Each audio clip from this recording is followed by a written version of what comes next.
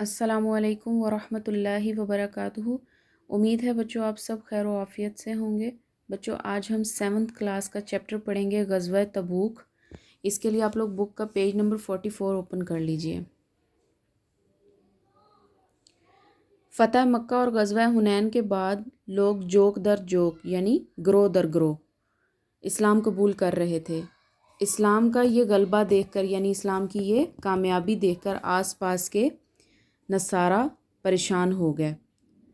नसारा के साथ मुसलमानों की एक लड़ाई मूता के मकाम जगह का नाम है मैदान में पहले भी हो चुकी थी। नसारा की रूमी सल्तनत उस ज़माने की एक बड़ी ताकत थी। नसारा जो है उस वक्त एक रूमी सल्तनत में थे और वो एक बहुत बड़ी ताकत थी। जंग मूता के बाद ही से रोमियों ने अरब पर हमला करने का इरादा कर लिया था। उस वक्त से मुसलमानों पर इनके हमले की अफवाहें फैल रही थीं। रसूल अल्लाह सल्लल्लाहु अलैहि वसल्लम को इतला मिली कि शाम में रोमियों ने बहुत बड़ी फ़ौज जमा कर रखी है। ये अफवाहें भी फैल गईं कि हरकल ने 40,000 का एक बादशाह का नाम है हरकल, इसने 40,000 का एक लश्कर इसी मकसद के लिए रूम से रवाना किया है। चूँकि रूम की जानिब से हमले का ख़तरा पहले से ही मौजूद था, इसलिए रसूल अल्लाह सल्लल्लाहु अलैहि वसल्लम ने मुसलमानों को जहाद की तैयारी का हुक्म दे दिया। हालात और वाक़यात। मुसलमानों के लिए सख्त आजमाइश का ज़माना था। गर्मी ज़ोरों पर थी। सफ़र बहुत लंबा और सामान्य सफ़र यानी सफ़र के लिए जिस सामान की ज़रूरत होती है वो ना होने के बराबर था। खजूर की फसल बिल्कुल तैयार थी, पक गई थी। अगर ये फसल वक्त पर ना संभाली जाती तो इसके ज़ाया होने का डर था, अंदेशा था, डर था। इससे पहले साल यानी पिछले साल खजूर की फसल बहुत कम हुई थी और कहत ने सब कुछ तबाह कर दिया था। कहत भूख, जब बारिशें नहीं होती तो फसलें उगना बंद हो जाती हैं, फल लगना बंद हो जाते हैं, तो उस ऐसे दौर को कहत कहते हैं जब खुराक की कमी हो जाती है। मदीना मुनव्वरा के अंदर मुनाफिकीन की तरफ से तरह तरह की साजिशें हो रही थी। मुनाफिकीन जो थे मदीना में जो रहते थे वो तरह तरह की साजिशें कर रहे थे। इन तमाम मुश्किलात और रुकावटों के बावजूद मुसलमानों ने इस गज़वे में शिरकत करने का फ़ैसला किया। उन्होंने ना सिर्फ खुद हिस्सा लिया, मुसलमानों ने ना सिर्फ इस गज़वे में खुद हिस्सा लिया बल्कि माली ईसार, अपने माल की भी कुर्बानी दी और इसकी बेहतरीन मिसालें कायम की। हज़रत उस्मान रज़ी अल्लाह ताला अन्हो और हज़रत अब्दुर्रहमान बिन औफ रज़ी अल्लाह ताला अन्हो ने बड़ी बड़ी रकमें इस गज़वे के लिए, बहुत ज़्यादा रकम जो है वो गज़वे के लिए पेश कर दी। हज़रत उमर रज़ी अल्लाह ताला अन्हो ने अपने घर का आधा सामान आप सल्लल्लाहु अलैहि वसल्लम की खिदमत में पेश किया। हज़रत अबू बकर सिद्दीक़ रज़ी अल्लाह ताला अन्हो ने अपने घर का सारा माल, हज़रत उमर रज़ी अल्लाह ताला अन्हो ने आधा और हज़रत अबू बकर सिद्दीक़ रज़ी अल्लाह ताला अन्हो ने अपने घर का सारा माल इस जहाद में पेश किया। हज़रत अबू अकील अंसारी रज़ी अल्लाह ताला अन्हो ने दिन भर की मजदूरी ला कर इस जंग के लिए पेश की, मुहिम यानी जंग के लिए पेश की। ख़वातीन ने अपने ज़ेवर राह खुदा में दे दिए।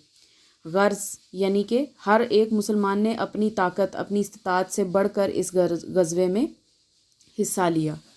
लश्कर की रवानगी।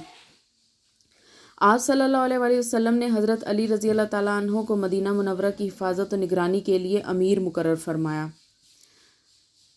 आप सल्लल्लाहु अलैहि वसल्लम ने किसको? हज़रत अली को मदीना की निगरानी के लिए पीछे छोड़ा था। रजब 9 हिजरी में 30,000 मुजाहिदीन के साथ आप सल्लल्लाहु अलैहि वसल्लम शाम की तरफ रवाना हुए। सवारियों की कमी की वजह से मुजाहिदीन बार बार सवारी करते थे और इनमें से अक्सर पैदल चलते रहते। सैकड़ों किलोमीटर का ये दुश्वार यानी मुश्किल गुजार रास्ता मुसलमानों ने इन्हीं मुश्किलात के साथ तय किया। आखिरकार इस्लामी लश्कर तबूक के मकाम पर पहुंच गया। तबूक भी जगह का नाम है। ये मकाम मदीना मुनव्वरा और दमिश्क के दरमियान वाक़या है, इसलिए इस गज़वे को ग़ज़वा तबूक कहा जाता है। तबूक पहुंचकर मालूम हुआ कि सरहद पर कोई दुश्मन मुसलमानों का मुकाबला करने के लिए मौजूद ही नहीं। अगरचे रूमियों के हमले की खबर सही ना थी, ताहम शाम का नसरानी हाकिम जो था, शाम का जो एक हाकिम था, बादशाह था, मुसलमानों की तबलीग रोकने के लिए भाग दौड़ ज़रूर कर रहा था। यानी वो चाहता था कि मुसलमानों का इस्लाम ना फैले اور فوج وہاں پہ تھی نہیں جس سے جنگ کرنے گئے تھے۔ مسلمانوں کا لشکر 20 دن تبوک میں ٹھہرا رہا، اسی دوران کوئی لڑائی نہیں ہوئی۔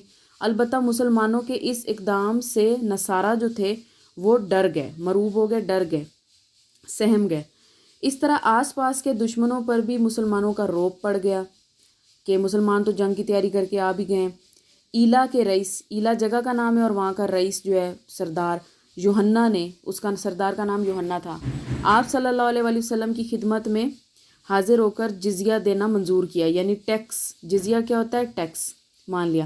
دومت الجندل، یہ بھی جگہ کا نام ہے، دومت الجندل کے حاکم، ادھر کا جو بادشاہ تھا عقیدر، کو خالد بن ولید رضی اللہ تعالیٰ عنہ گرفتار کر کے لائے۔ اس نے اطاعت کا وعدہ کیا، یعنی آپ صلی اللہ علیہ وسلم کی بات ماننے کا وعدہ کر لیا، اور بعد میں مدینہ منورہ میں حاضر ہو کر صلح نامہ لکھا۔ بعض دیگر عیسائی سرداروں نے بھی رسول اللہ صلی اللہ علیہ وسلم کی خدمت میں حاضر ہو کر جزیہ دینا قبول کر لیا، یعنی انہوں نے بھی ٹیکس دینے کا وعدہ کر لیا۔ یہ دیکھ کر شامیوں اور رومیوں کے حوصلے پست ہو گئے، یعنی حوصلے ٹوٹ گئے، اور انہوں نے مسلمانوں کے خلاف لڑنے کا فیصلہ چھوڑ دیا، ترک کر دیا۔ یہ مسلمانوں کی اخلاقی فتح تھی، یہ مسلمانوں کی اخلاقی فتح تھی کہ انہوں نے لڑنے کا فیصلہ چھوڑ دیا، جنگ نہیں ہوئی۔ اس سے مسلمانوں کی فوجی ساکھ، یعنی ان کی جو ایک پوزیشن تھی مسلمانوں کی، اس پر بڑا اچھا اثر پڑا۔ آخر کار آپ صلی اللہ علیہ وآلہ وسلم نے تبوک سے واپسی کا فیصلہ کر لیا، کیونکہ آپ صلی اللہ علیہ وآلہ وسلم بلا وجہ جنگ کرنا نہیں چاہتے تھے۔ ادھر مدینہ منورہ میں لشکر اسلام کی واپسی کی خبر پہنچی تو عورتوں اور بچوں نے خوشی کا اظہار کیا اور لشکر کا زبردست استقبال کیا۔ نیکسٹ پیج پر آ جائیں۔ اثرات، اگرچہ اس سفر میں لڑائی کی نوبت نہیں آئی تھی، یعنی یہ جنگ نہیں ہوئی تھی، تاہم اس کے بہت اچھے اثرات مرتب ہوئے۔ ان میں سے چند یہ ہیں: مسلمانوں کے قربانی کا ذکر قرآن مجید میں بہترین پیرائے میں، یعنی بہترین پیراگراف میں کیا گیا ہے۔ اس سے ان کی عظمت اور بہادری میں اضافہ ہوا اور مسلمانوں کی قربانی سب پر واضح ہو گئی۔ روم کو اس زمانے کی عظیم طاقت سمجھا جاتا تھا، روم جو تھا اس وقت کی عظیم طاقت تھی، ایک بڑی سلطنت تھی، ان کے دلوں میں مسلمانوں کا رعب بیٹھ گیا۔ اس طرح دیگر مطلب دوسرے قبائل بھی جو تھے ان پر بھی مسلمانوں کا رعب بیٹھ گیا، دھاک بیٹھ گئی، رعب بیٹھ گیا۔ مدینہ منورہ کے منافقین اور یہودیوں کے دلوں میں بھی مسلمانوں کا رعب اور دبدبہ بیٹھ گیا، یعنی سب لوگ جو ہیں وہ مسلمانوں سے سہم گئے کہ فوراً سے جنگ کی تیاری انہوں نے کر لی تھی اور چلے گئے، ایکٹ کیا، جو فیصلہ کیا تھا اس پر ایکٹ بھی کیا۔ مسلمانوں کو اندازہ ہو گیا کہ وہ روم اور ایران جیسی طاقتور حکومتوں کا مقابلہ کر سکتے ہیں، اس لیے ان کے دلوں میں اللہ تعالیٰ کی راہ میں جان و مال سے قربانی پیش کرنے کا جذبہ مزید بڑھ گیا۔ چیپٹر کمپلیٹ ہو گیا۔ جزاک اللہ۔